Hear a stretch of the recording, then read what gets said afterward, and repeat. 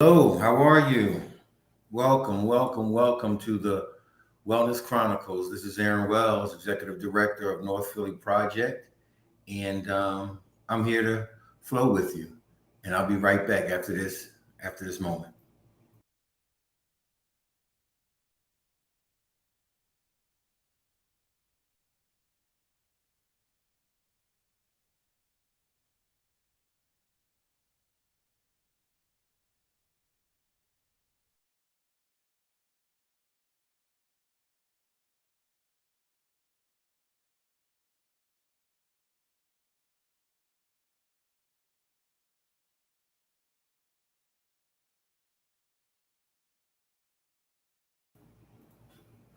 Thank you for hanging out. I'm back. My new thing is to make sure I've got my tea. Um, and as always, tea time for me. I'm so happy that you're hanging out with us tonight. I appreciate it. This is North Philly Project's offering to the community every Monday at 7 o'clock. It's the Wellness Chronicles. And these are conversations, community conversations, exploring life in marginalized communities and having discussions about how to ignite social change, but not just change for the sake of change, but sustainable change, to watch the community prosper, to watch the residents, the families, the men and women, the youth, the children of the community, um, to grab hold of the best that life has to offer and to watch our community grow and to prosper and to experience the wellness that we all not only desire in life but deserve. And so these conversations um, bring out issues and discuss issues, many on the forefront, but also some of the underlying issues that are not readily discussed, but should be discussed. And when discussed, help create the solutions for a community. So here we are. Um, Hopefully, my guests will come and hang out with me. It's a do drop in, right? Our Wellness Chronicles, for the people that come and uh, join panel discussion and conversation with me. My folks come in, they pop in, we chat, and so we're very comfortable and chilling that way. I want to say hello to my good brother Greg Harris. Greg is joining us again this week. I say hello and salutations of peace, love to you, good brother. Thanks for joining. I hope the conversation um, is something that will drive you to participate. Just jump in.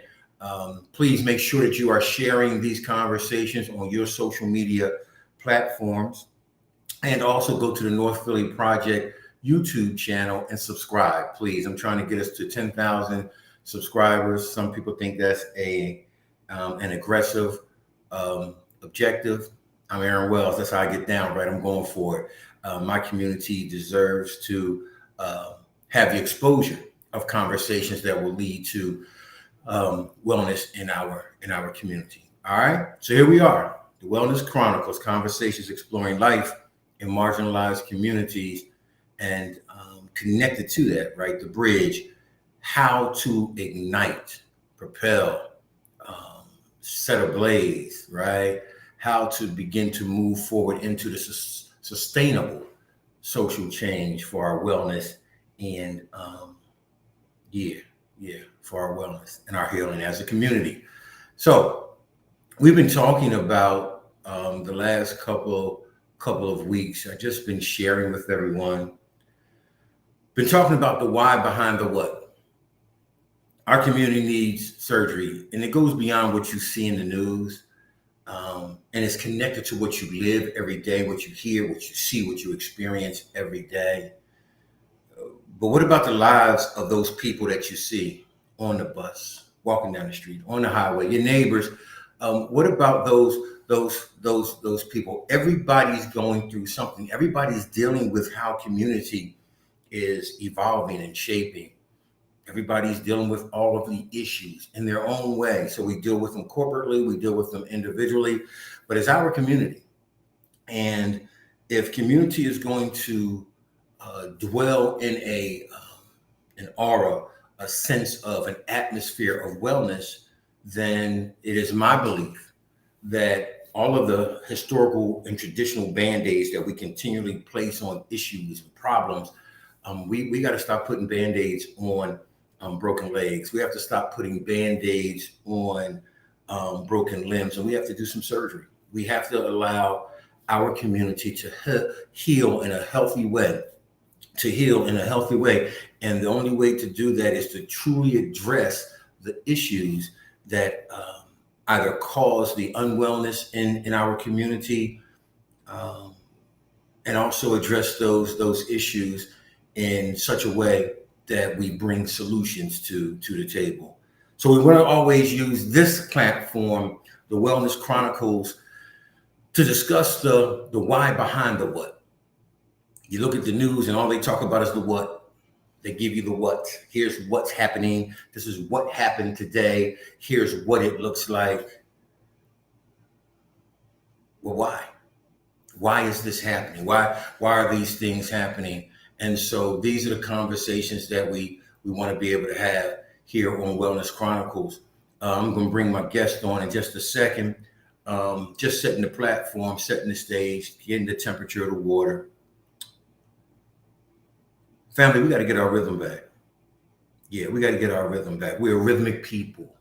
And there's a rhythm to wellness. There's a rhythm to health. There's a rhythm to blessing. There's a rhythm to sustained wellness. And we have lost our rhythm.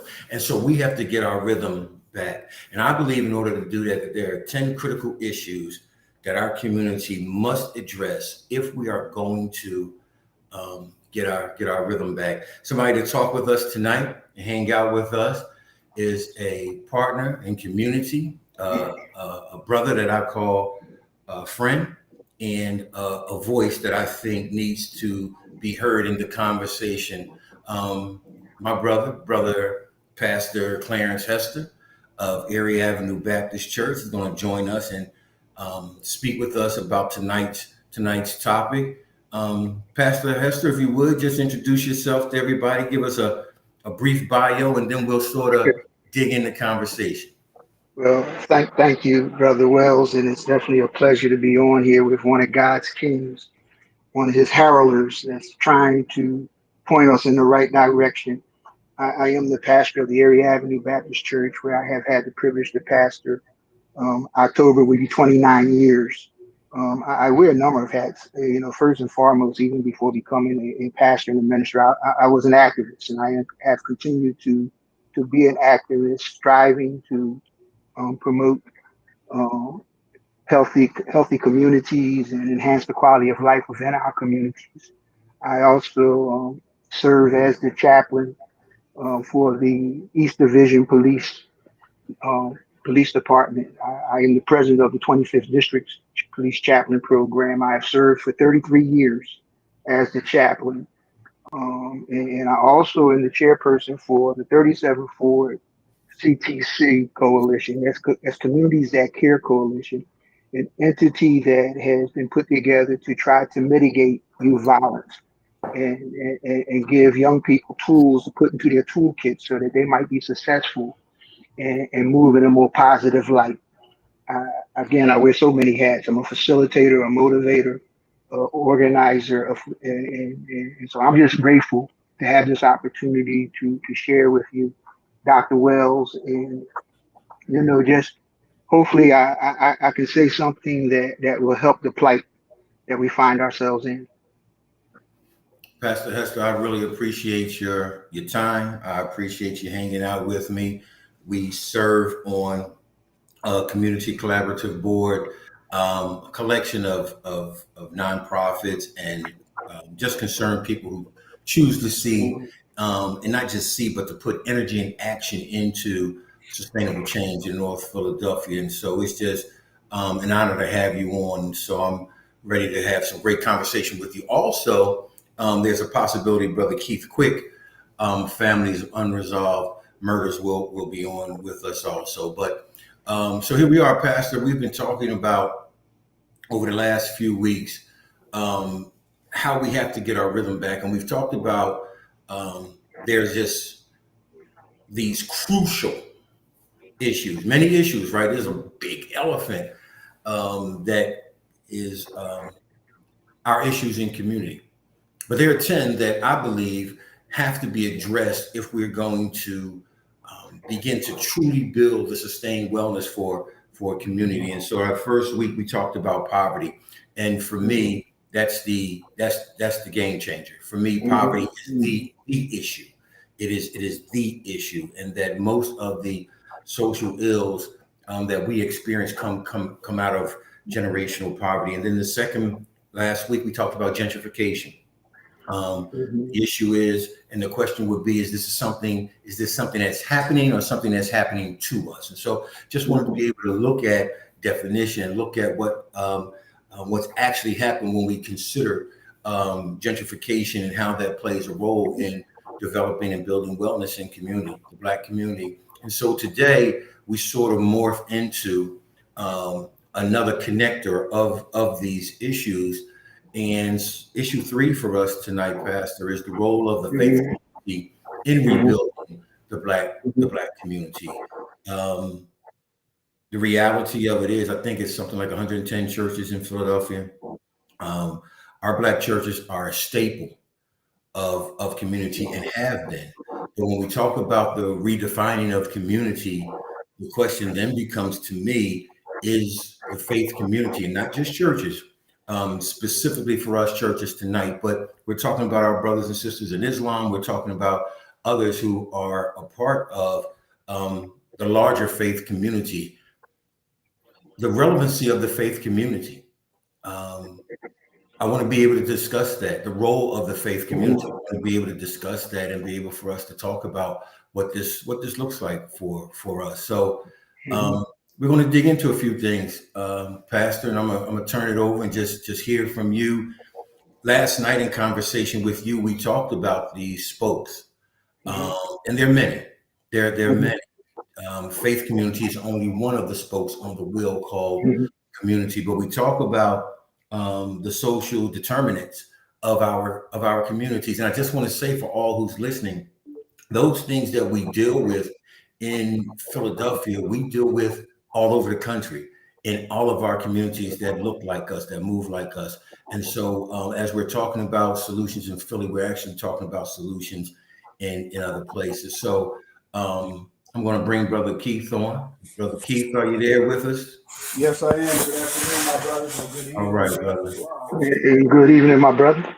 Good evening, man. We're just launching, and on with us is your former teammate, Yes, sir. Yes, sir. Miss Hester.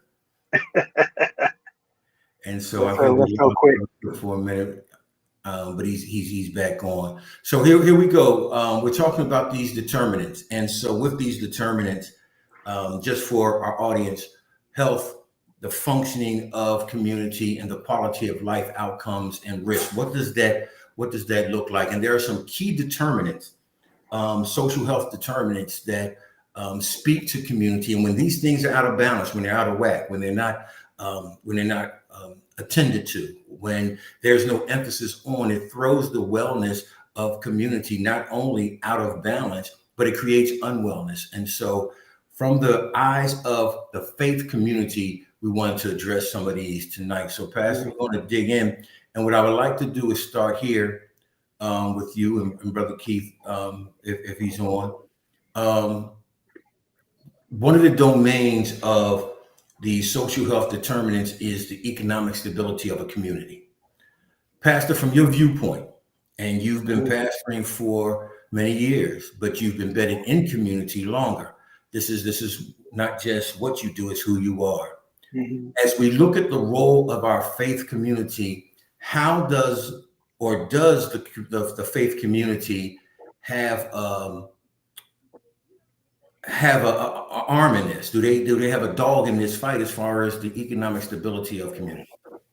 I believe it begins and ends with the faith community because we have a responsibility. And you and I spoke about it a little bit last evening, where when we look back in the days of yesteryear, um, the church was the anchor of the community. That, everything stemmed from the community. Economic stability stemmed from community. Social awareness stemmed from the community. I mean, from the church. Um, and whether it was crises or whether it was just building and developing, it all stemmed from the church. When celebrations stemmed from the faith-based community, where the church celebrated the community and they celebrated with the community, and the community knew the faith-based community. Right now, that's not the case. We recognize that the time that we're living in right now doesn't have to remain the way it is. But where we at right now is like in yesteryear, churches that, most churches, the people lived in the community, and they were churches that gathered, that went to those churches. They came from the community. As people became a little successful and started moving into different neighborhoods and moving out of the neighborhood, people started commuting to the church. And as so, what we consider it now is that most churches are commuting churches, and so there's no vested interest in that community. And so, for the most part, many people in the community don't know nothing about the church. They don't even know who the pastor is in some of the churches.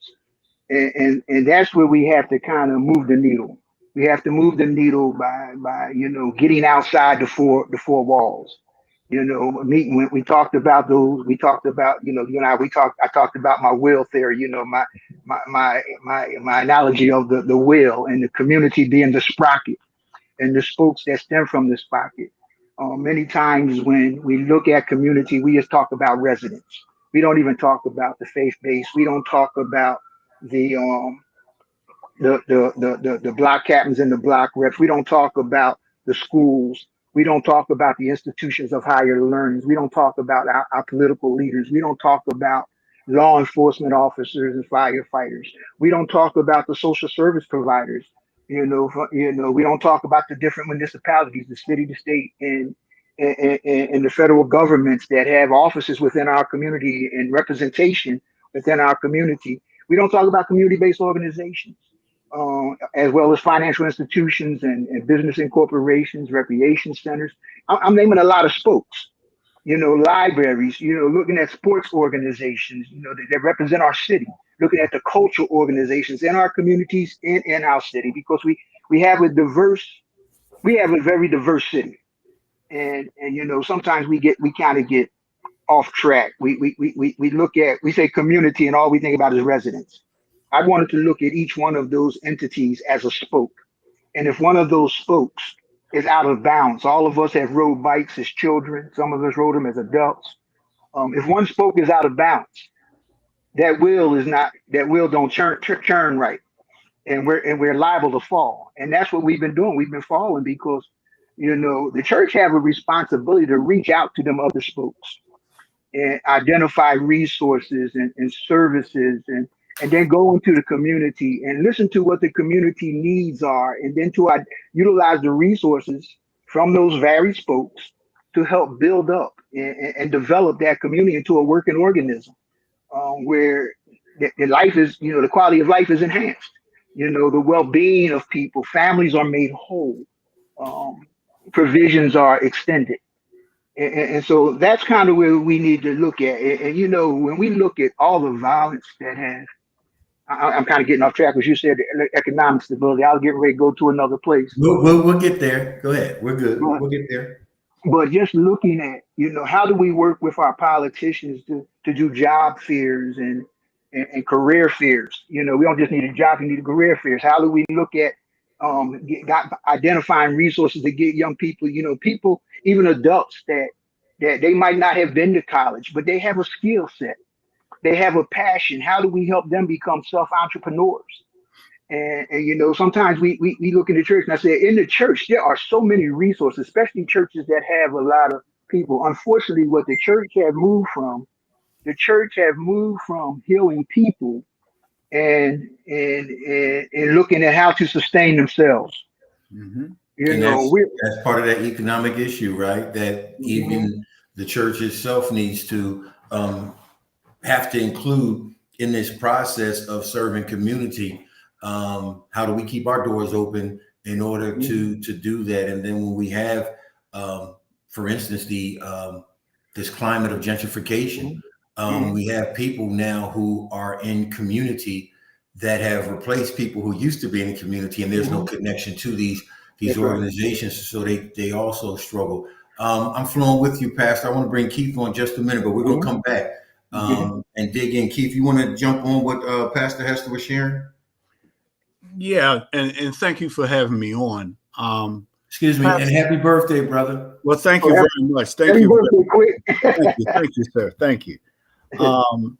Pastor started out in his initial statement. He said something that was very important and key. He said, if you look back, a lot of things were happening that aren't happening now. And one of those things, if you look back, is we had economic stability. Now, today, we live in an economy that's unstable. So we don't have any economic stability.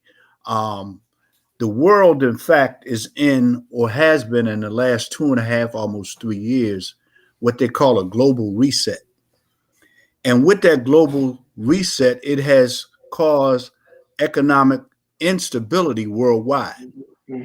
And because the United States is one of the richest and most powerful countries in the world, this economic stability has hit the United States very hard.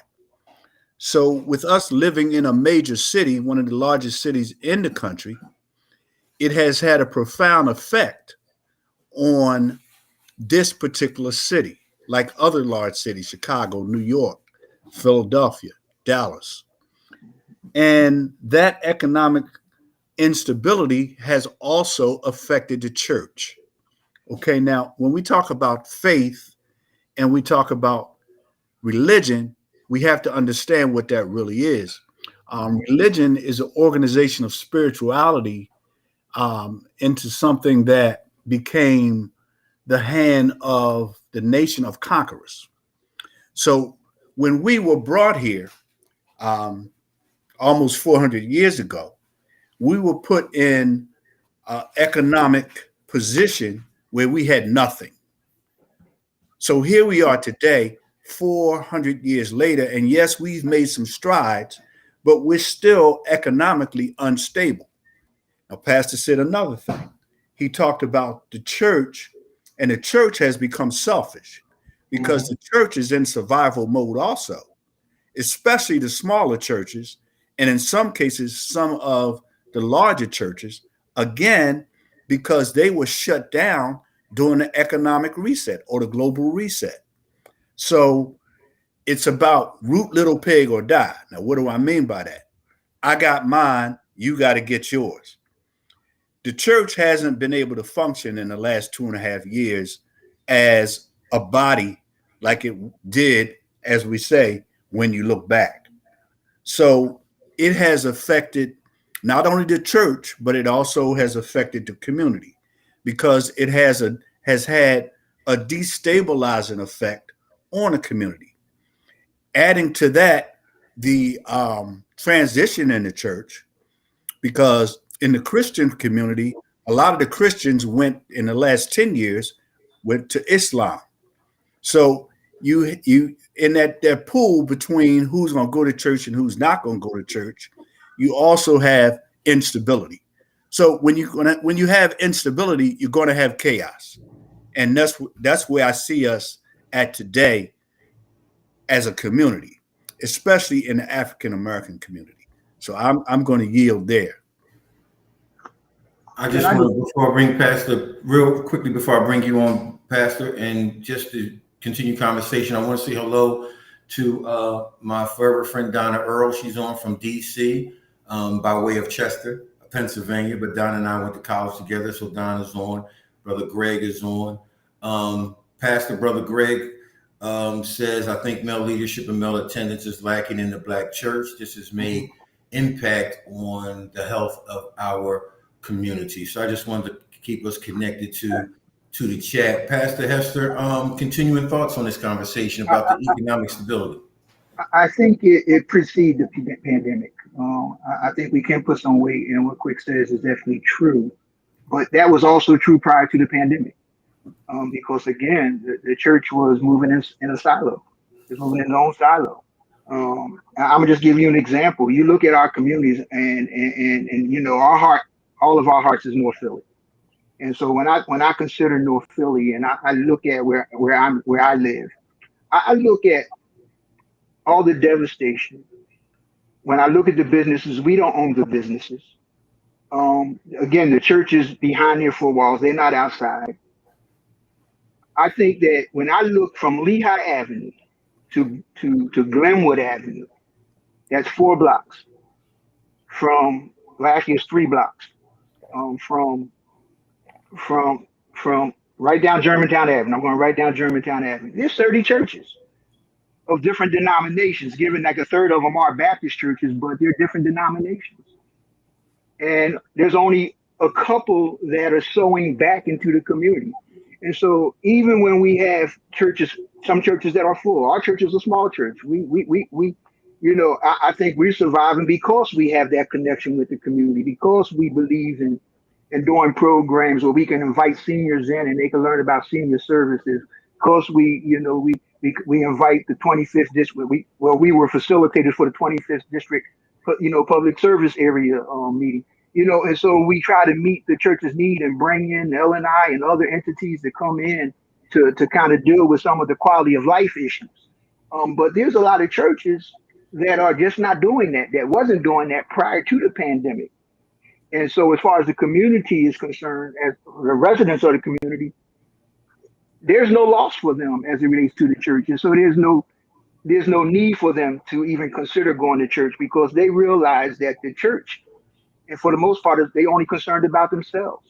When I look at from 9th Street to 13th Street on Lehigh Avenue, we have there's 10 more churches. And just the 12th in Lehigh, this the 12th in Lehigh, there's 5 churches right there on that one corner. And yet that is a block away is one of the most volatile areas in there. We do have some economic stability up on Broad Street, but again, that is not economic stability from a residential standpoint. It's not economic from a faith-based standpoint because the faith bases don't own those businesses. The community don't own those businesses. These are people from other diverse backgrounds. Most of them don't even live in the community. That come into the community. Again, I'll go back to what I said earlier. The churches, commuting churches, all they worried about is being able to get in the door. They got a problem with residents parking in front of the church. And so there's no demonstration of love. There's no demonstration of compassion. There's no demonstration of concern. And it's much like, and the residents, like the church, have become very apathetic and complacent. That's just a hardcore reality. The only way we can move from that and get people to look at the church from a different perspective, a perspective of being beneficial to that neighborhood that it resides in.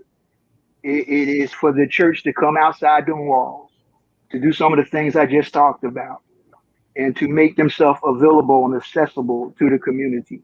As pastors, come outside and what we do, we come and listen to, people walking by, just ask them questions, stop them, let them know you're there for them, and then, if they give you a problem, get their information, try to meet that problem, try to resolve that problem for them. That's how people start, right now there's so much mistrust with the church. Not just about, I'm a Southern Baptist. We just went through a whole thing with molestation and all kind of sexual harassment. And so yeah, the church got a black eye right now. I want to stay with I'm gonna jump in a little bit, Pastor and Brother Keith. I want to stay with the economic piece for a while with this because it actually is when you peel back this onion, there's a lot there. There's a lot there concerning the Black community and the faith community, its faith community component. The Pew, say it again, Aaron, the Pew Charitable Trust State of the City and I've been sharing this for as long as people will allow me to do it and they will listen, both in Mhm. 2018 and 2022, and subsequently 19 through 21, has stated that out of the top 10 cities in the United States, that Philadelphia is the poorest, and that our North Philly zip codes, excuse me, and right across the park, West Philly zip codes, those are the poorest zip codes of the poorest of the top 10 Mhm. cities in the country, which is Philadelphia. Now, with that said, if there is no money coming back into community, and you mentioned Mhm. Mhm. on that, what was it, 12th and Lehigh, 9th and Lehigh, five That's right. churches, something like Mhm. 12, and you go through our corridors um, of our neighborhoods in North Philadelphia, specifically for me, Philadelphia in Mhm. general, um, most of that money that goes in tithes, offerings, they don't come. Mhm. That doesn't come back into community. It doesn't come back in the community. Number one, we don't bank at black banks. Mhm. That's the Mhm. first thing. So the money that is circulated generally comes through uh, fundraising events, and it is not from the main source of the giving of members of churches in our Mhm. community. So that money does not come back. One, for me. Number two, since the demographics, and that's not just the Pew Charitable Trust, Children's Hospital of Philadelphia does a community assessment. The poverty is the number one issue in our Mhm. community. Philadelphia Public Works does an assessment. Actually, it's sitting right there. Poverty is number one and the driver for us. And so when we um, don't realize and understand that, we're also talking about let me go back. We have this whole push with gentrification and the change of atmosphere, the change of climate with that. And so now monies that may have come back into community through church now are leaving communities because people are being relocated and have to find Mhm. somewhere to stay. That means that their money goes with them. And so when we talk Mhm. about faith community and finance, when we talk about faith community and economy, we talk about faith community and money is just not as simple as giving, Mhm. connected to those other systems that you talked about, Pastor, those other community spokes of Mhm. the wheel, right? That they're so interconnected, and we lose sight of the fact that our um, entities of worship, our churches, our mosques, there are economic pictures that go outside of just the attendance of members.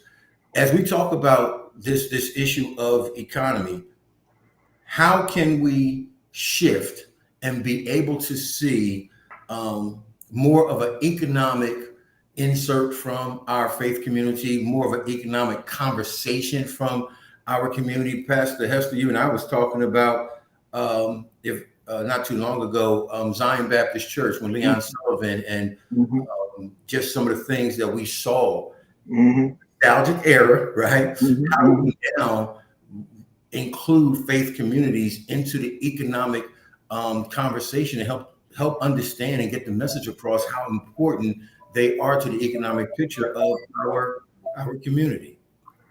Well, I think, and you spoke about Zion.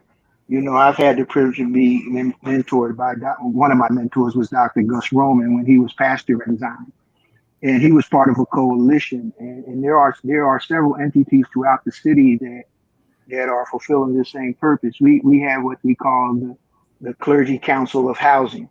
And so it's how did the church look at the economic development that's taking place in the community and collaborate with the developers when they come in and make sure that the community benefits from the new developments. You know, one of the things that outside of that we spoke at, and this is outside the church realm, but we also definitely spoke of it when we talked about the clergy house and the support group, and that is even when development comes in, there's a lot of developers coming in North Philly right now, and we have to learn how to. And the church can be a catalyst for this. A church can be a catalyst for this. That's why I'm saying this. We have to learn how to get the developers to add a line item. A lot of times we the age old thing about activists asking for more jobs. We want a certain amount of jobs. We know how that process works. We know that when we ask for jobs, and I told people to stop asking for jobs and writing percentages. Actually, when I became a consultant for Shriners Hospital, one of the things that we tried to incorporate was that I got to look at the zip codes of the people that was being hired. And so it was no more like, well, you can hire from the community. We're going to hire 15 people from the community. 2 weeks later, they don't work out. And so we brought our own people in. No, if you guarantee us 25 jobs, if you let go of somebody from the 19133 or 19140 or 19132, you have to hire somebody back within that.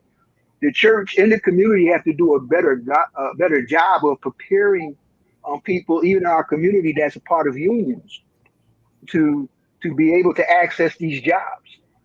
The other thing is when we look at the makeup, you're bringing in, you put these pretty buildings up. Well, why not put a line item? And again, the church can be a catalyst for making this happen. They could be an advocate for the community. That if you're doing it, let's look at 5 to 10 residents in that block or the surrounding blocks that development taking place. They might need some um, their houses painted. They might need some plumbing work inside their house. They might need some electrical work inside their house. They might have some things to help stabilize their home structure. They don't have the dollars to get the repairs done, and that can be written into that again. And it's like empowering. Empowering the people in the community to have some say so and to have some benefit that comes. I don't know if that makes a lot of sense to some folk, but to me, it makes a whole lot of sense. Just to be able to sow and not just come in, y'all making them dollars again going back outside the community. This is a way of making sure the dollars are put back into the community. From the church perspective, working with banks, looking at community programs and seeing how we can help some families, looking at the charitable institutions, even our health systems institutions, and how we can make sure that they get the access to the proper medical care. Even if they, even if they don't have, if they don't fit the guidelines, if they don't have the proper insurance, how can we make sure that they're healthy and well? Um, Hey, Brother Keith, I'm jump in saying a for a lot minute. here. Yeah, that's okay. Brother Keith, jump in. What does it look like for us to see the faith community really get involved from an economic standpoint in community? One of the things we have to take into consideration is we're in the 21st century. Okay. We cannot continue to use 20th century strategies in the Mhm, 21st century. mhm, So, first and foremost, I would say the church, it should be incumbent upon the church. And I'm not going to say the church, I'm going to say the religious institutions, okay, faith-based community, yeah.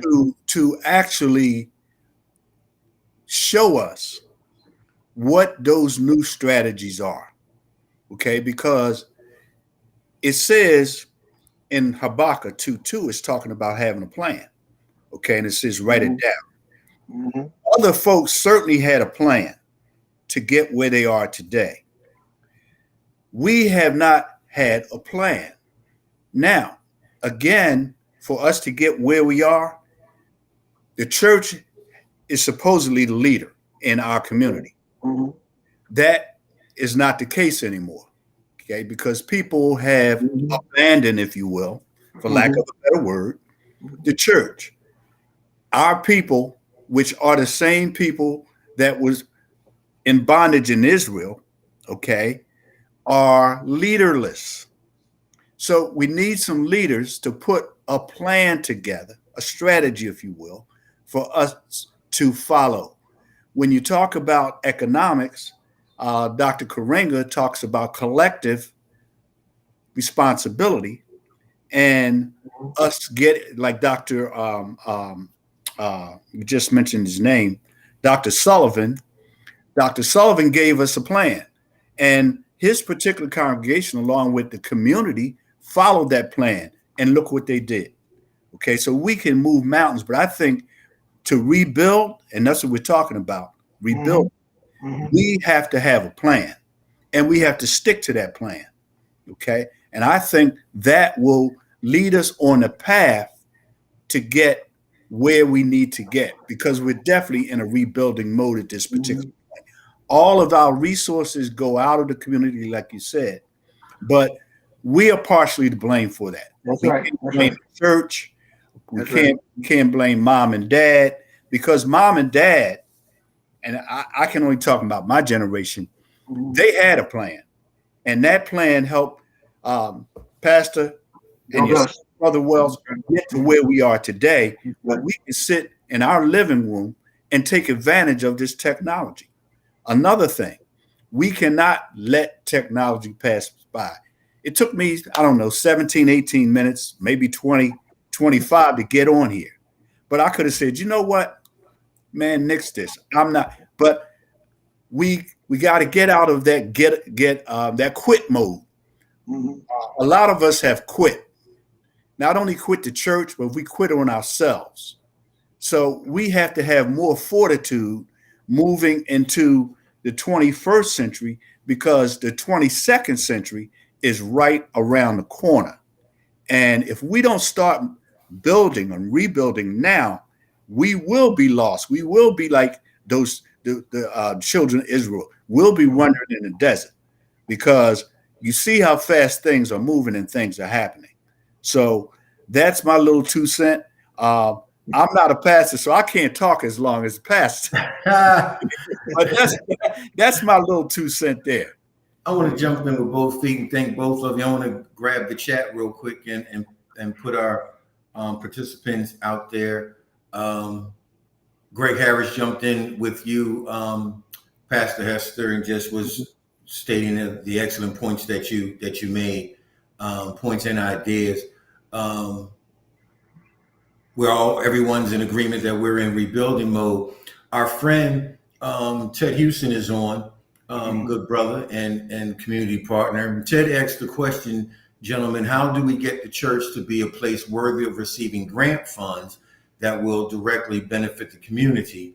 And he says, may begin with listening to and loving the community outside of their doors. And I think, Brother Keith, this what Ted is, excuse me, his question and comment goes so much to what you're saying about the church not seeing itself as a 20th century church, but a 21st century church, and being able to compete, being able to compete for and to get involved. You know, with the lottery, the old commercial says you got to play to win. And so the faith community in and of itself, without changing morals, without changing virtues, without changing its characteristics, but also be wise as a serpent and be able to get to um, into the progression and the evolution of life in such a way that the church becomes, and I keep saying church, but I really want to emphasize the faith community becomes relevant, that people look to faith communities again as a beacon of light. If I can get support from somewhere else, wisdom from somewhere else, connectivity for somewhere else, why would I look over there? And so if there has to be a re-identification, I believe, of faith entities. It doesn't, we see that in some pockets. There are some progressive ministries, programs that are out there, and they're leading the way in communities, and their voices out there. But I saw, and I'm gonna turn this over to you real quickly, Pastor Hester.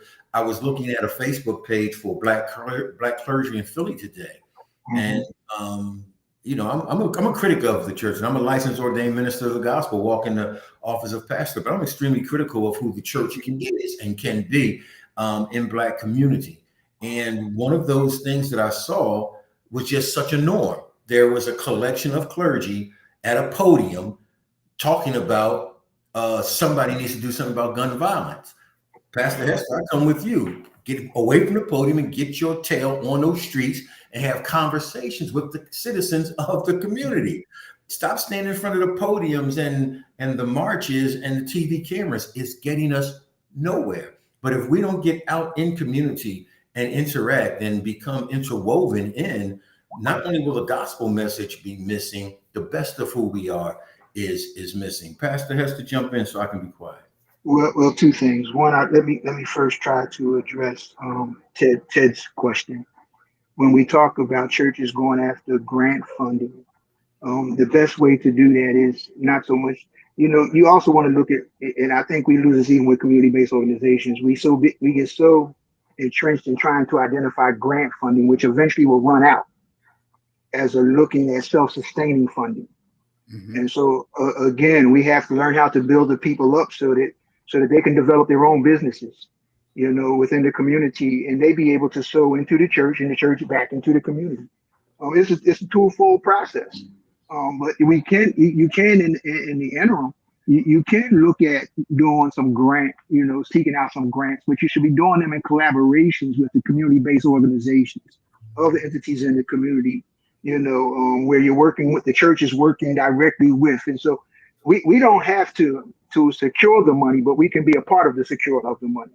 One of the things that and quick, when I first started this years ago, they told me I was a babe and I didn't know what I was talking about, and I talked about networking and Mm-hmm. collaborating, and they told me that would never happen. Everybody has their own agenda, and they said I was a babe and I didn't understand what was going on. This is in the early '80s, so I didn't know what I was talking about.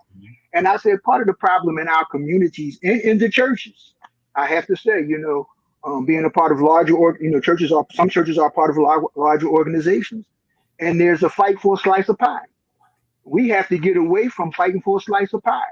We have to learn how to come together and say we need a whole pie, and then let us divvy our pie up. Churches can come together and collaborate and go after some funding, and they can do some things jointly and collectively, to the benefit of the community. I think that's extremely important.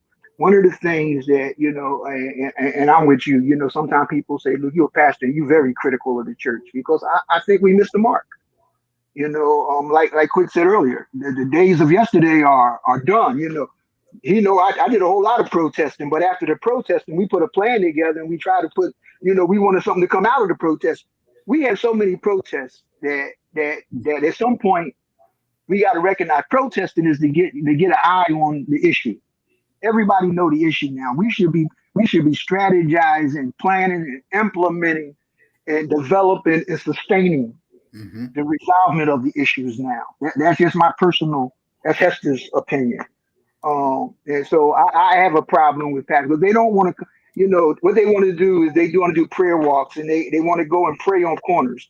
Well, we took it a step further. And quick notice, because this is what I did in the 25th district. A couple of districts adopted it.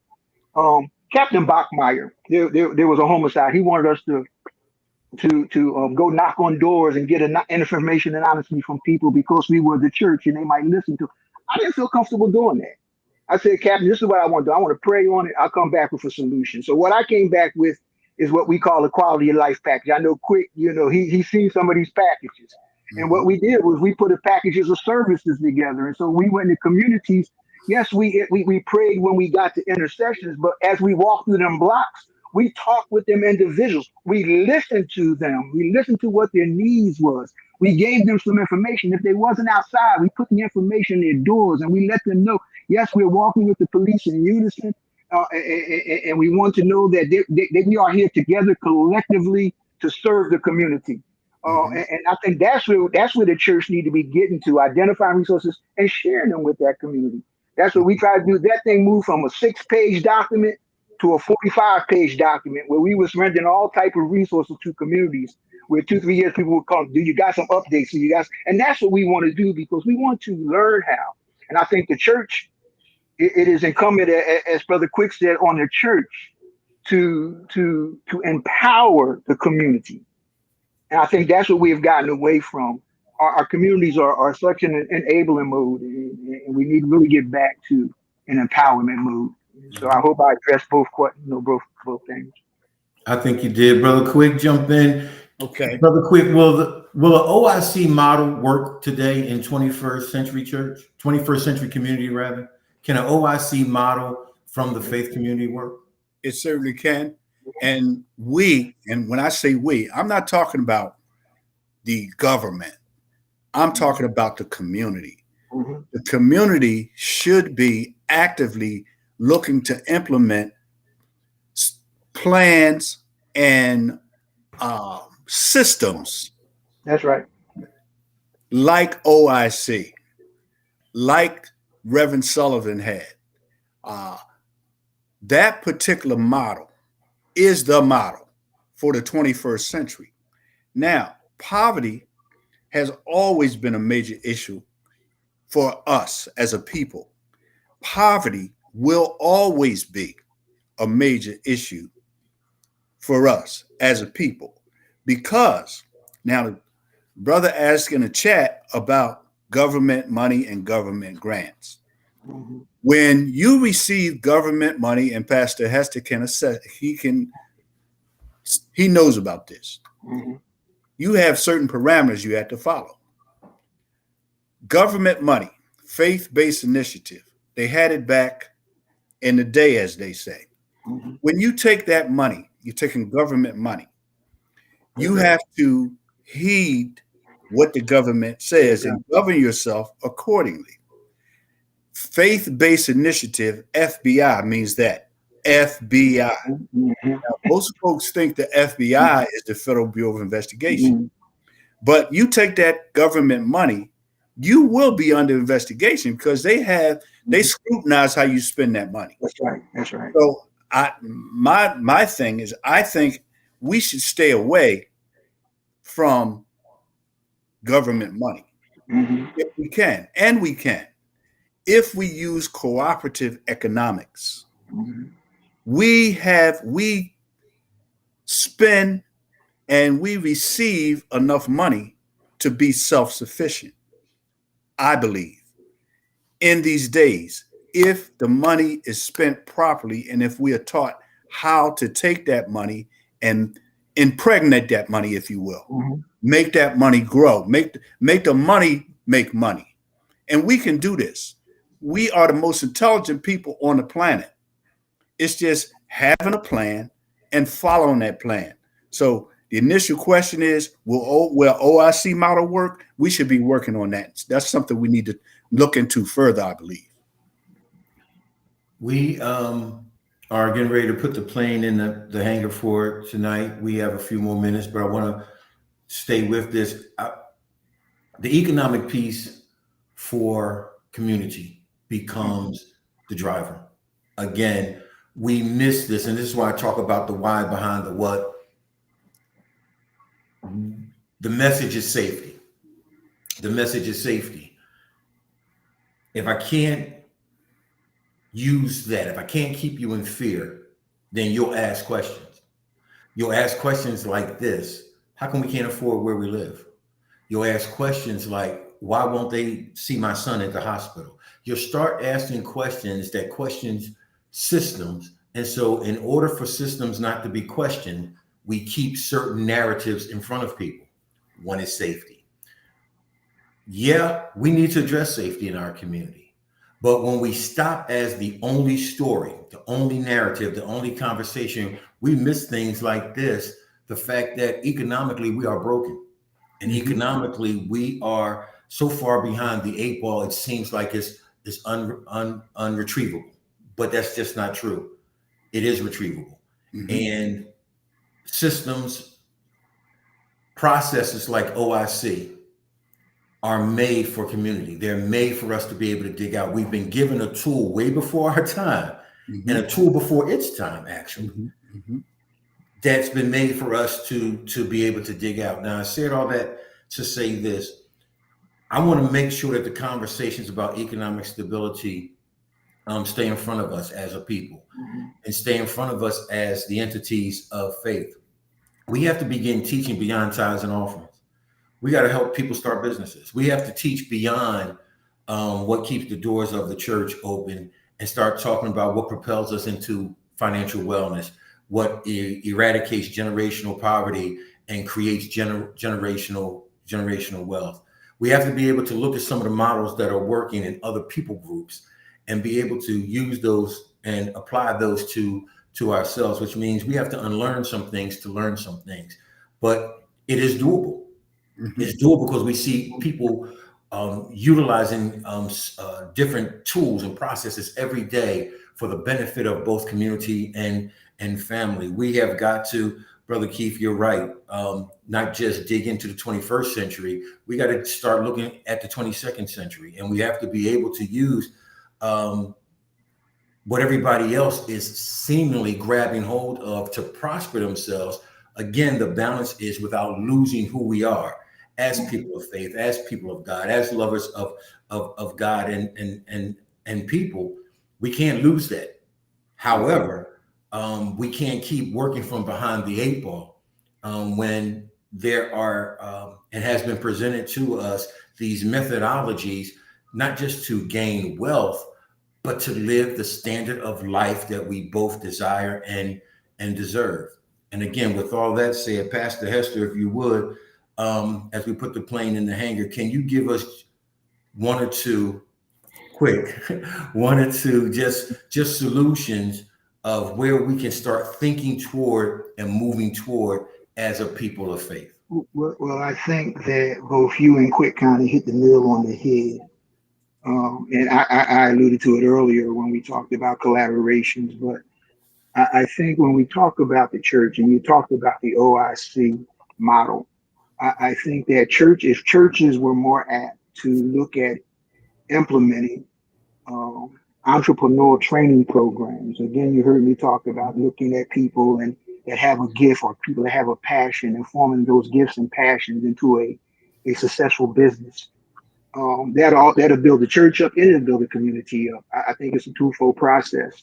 I like you, Dr. Wells. I believe that safety and violence is a byproduct of our economic stability, or instability in in this case.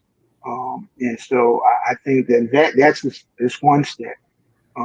Quick also hit on another thing that we have to write the plan down. And we like to say plan the work and then work the plan. But then we have to move past that because a lot of times what happens, both in the church and in community-based organizations, is that we get to our goal and then we just stop, we plateau, and we think we arrived, but we got to continue to forge forward, and we got to continue to push. And I seen what brother Greg Harris said in the chat, where churches are competitive, and I think I said that we are all part of some other organizations, and within the organization that make funding available.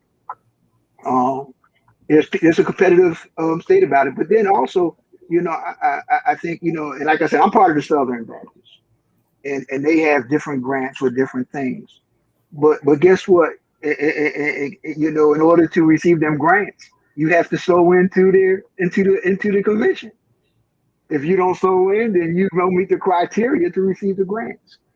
And so we have to put the church in a place where even if you don't sow in, because we want to emulate, in my case, I am a Christian, so I'm going to say Christ. We realize that we are a very diverse community as it relates to faith-based community. There's a number of varied faith-based entities in our community. Our community is very diverse.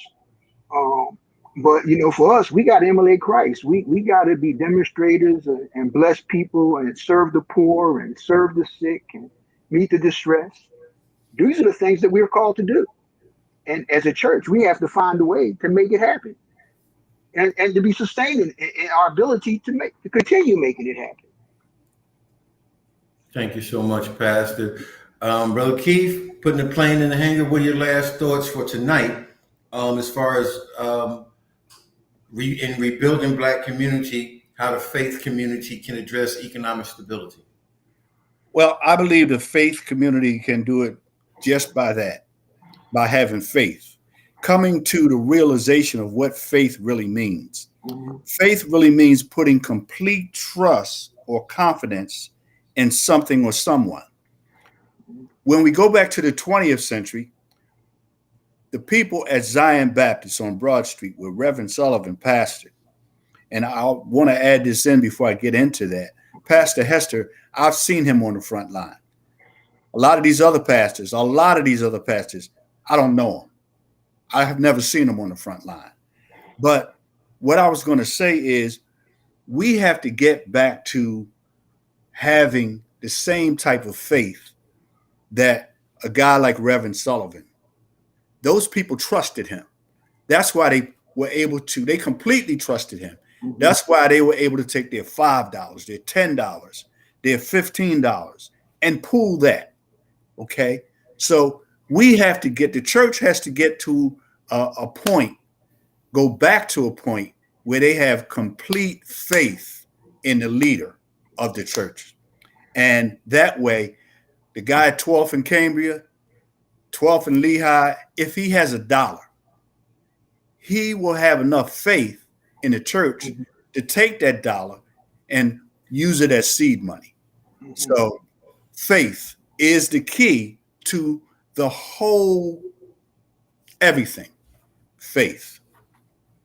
Gentlemen, I appreciate your time tonight.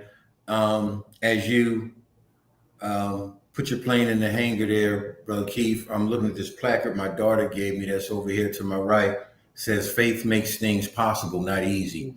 And so the reality of it is for us as people of faith that it's doable. But we got to, again, I go back to Pennsylvania lottery slogan, you got to play to win. And so we've got to be able to get out there and to begin to build. We're called to be builders, and then we can build the economic stability. But you're right, both of you, Kings, we do need a plan. We need strategy. We need to be able to utilize the tools that have been presented for us, all of the resources. And the reality, somebody's just got to start it.